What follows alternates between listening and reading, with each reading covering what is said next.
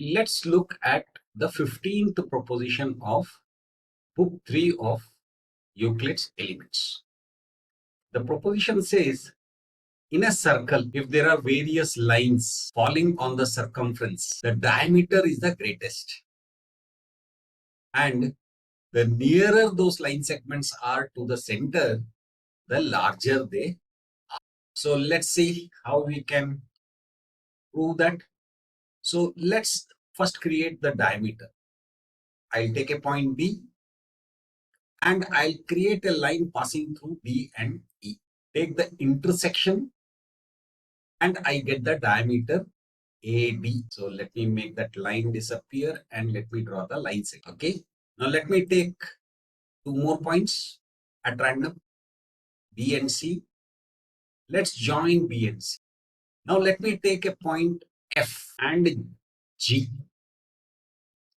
Now here I have to make sure that I choose these points in such a way that when I join them, the GF is farther away from the center than BC.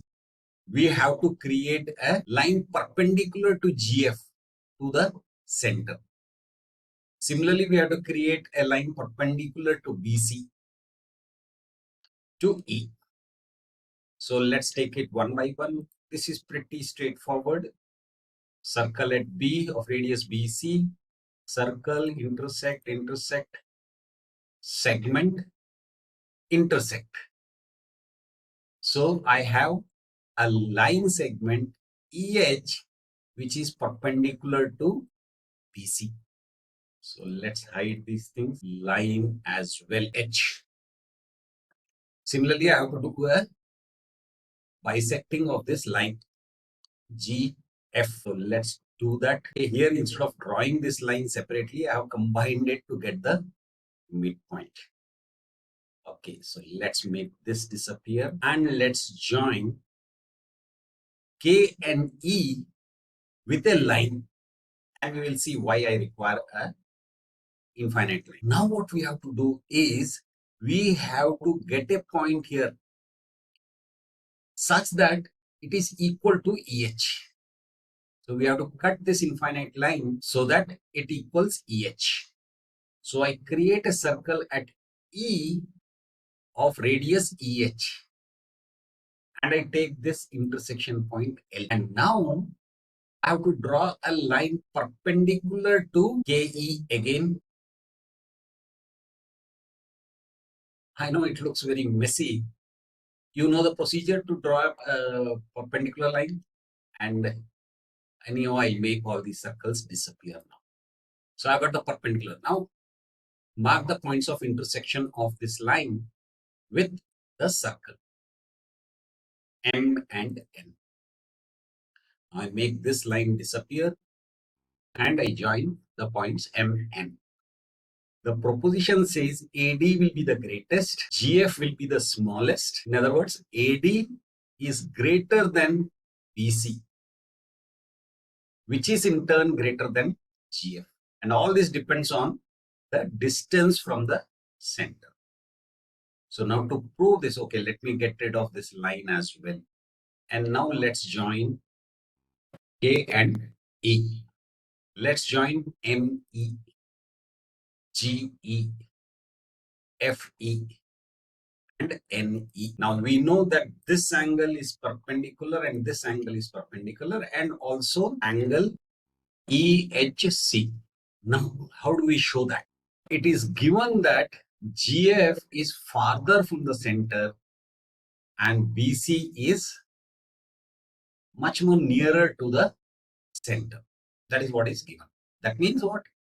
That KE is greater than EH. Okay, that is what we start off. We have to show that AD is greater than MN. First, let's do that. So how can we say that? Now remember, AE is equal to ME, ED is equal to NE. So can we say that AD is equal to ME plus NE. Now, based on a previous proposition, we know that two sides of a triangle are greater than the third side. So we can say ME plus NE is greater than MN. Yes. But AD is equal to ME plus NE because they are radii of the same circle. So which means what? AD is greater than MN. But remember, based on our previous proposition 14, segments which are equidistant from the center are equal to each other. MN is equal to BC. So that means AD is greater than BC. So one part is done. Now let's look at GF. Now here, if you notice ME, NE, FE and GE, they are all equal to each other. But we are interested in triangles. So let's say GE is equal to FE, ME is equal to NE, but the angle between them, between the equal sides, is not equal. And we know based on a previous proposition that the greater angle subtends greater side. That means what? Since angle NEM is greater than FEG, it means that MN is greater than GF. And MN just now we saw is equal to BC. So that means BC is greater than GF. So we have proved AD is greater than BC and BC is greater than GF. So we can say that a line segment in a circle falling on the circumference, its length depends on its distance from the center. The farther it is, the smaller it is.